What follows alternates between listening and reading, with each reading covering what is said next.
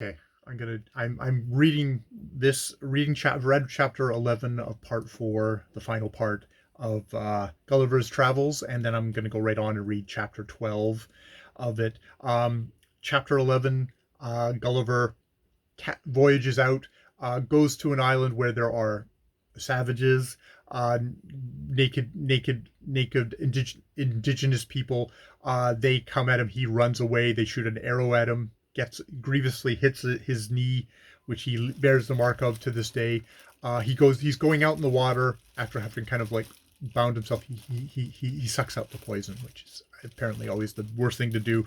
Consider because you're yeah, but we won't go into survivalist mode right now. And But he spots a ship coming and goes, "Holy shit, it's Europeans!"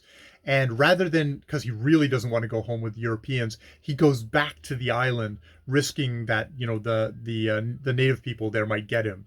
But the ship comes in, a longboat comes in. They do find him. They do capture him. They take him to the ship, even though he's protesting, "No, just leave me alone. I want to be here. Just leave me alone." And the captain's like kind of interviews him. They kind of laugh at him because he neighingly talks. It's Portuguese ship, but he can he can talk Portuguese, but he's talking Portuguese now like a horse.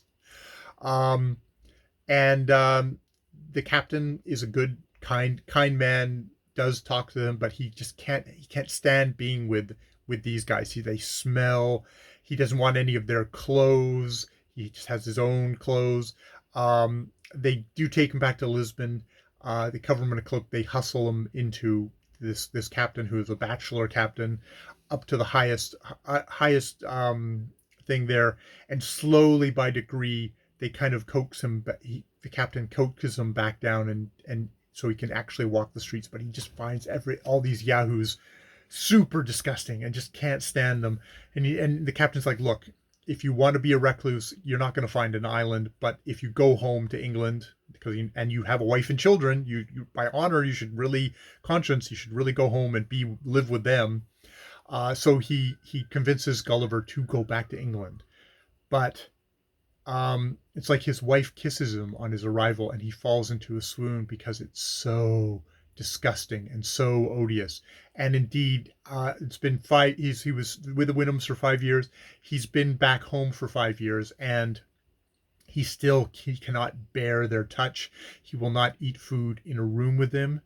Uh, and he's bought two stone horses, and has them in a stable. And besides them, the groom is his greatest favorite because he smells like a horse. At least that human being smells like a horse, and he spends 4 hours a day conversing with the horse. But he's just filled with this disgust and confusion that he actually had sex with this woman, this creature, as he says, this creature, and produced more yahoos. It's like bestiality, kind of that kind of level of like, oh my god, that kind of alienation. It's not like mankind in general that Gulliver is alienated from. He's alienated from his family, from his wife, from his children.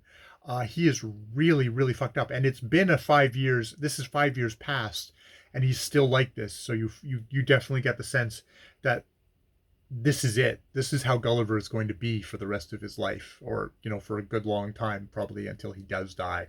So yeah, that is chapter 11. Let's go on and read chapter 12, and then we'll be at the end of Gulliver's Travels.